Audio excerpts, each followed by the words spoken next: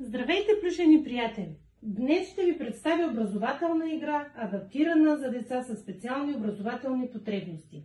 Играта се нарича Пътешествие през гората на знанието. Тя е предназначена за 6-7 годишни деца. Цел на играта – да се оценят и стимулират различни показатели от познавателната сфера, включително внимание и концентрация, памет, краткосрочна и работна, логическо мислене, пространствено ориентиране, категоризация, езиково развитие, визуално възприятие, моторни умения при работа с карти и фигури. Материалите, с които сме изработили играта, са: имаме игрално табло, направено от картон, оформено като път през гората, зигзагообразна пътека от старт до финал с 20 цветни полета. Цветовете на полетата са свързани с следващия компонент, а именно нашите интерактивни карти. Картите са в 4 категории с 4 различни цвята. Сините са за логически задачи, зелените са за езикови задачи, жълтите са памет и внимание и червените са емоция и мимика. Сега с Мечо ще направим кратка демонстрация и ще представим правилата на играта. Мечо хвърля Зара и отиваме от старт. 1, 2, 3, 4, 5. Отиваме в синьото квадратче. Съответно трябва да изтеглим карта от синия цвят. Това са задачи за логика.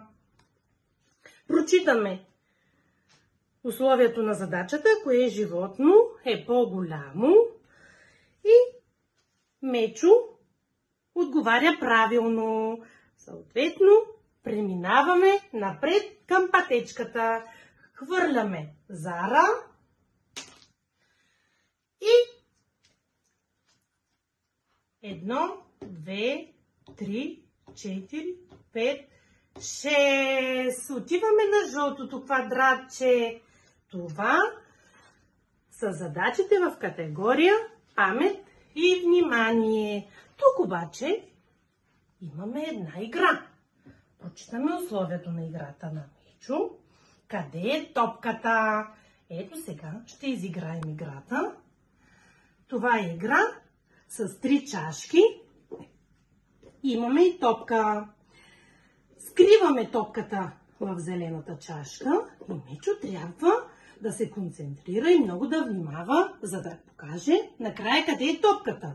И започваме с плъзгане да движим чашките, така че Мечо да внимава. Къде е топката, Мечо? Мечо казва, че е в зелената чашка. Браво на Мечо! Продължава напред. След като Мечо успее да отговори на всички карти, които му се паднат, той ще успее да стигне до края на цветната пътечка. Така ще спаси животните в гората. Благодаря за вниманието!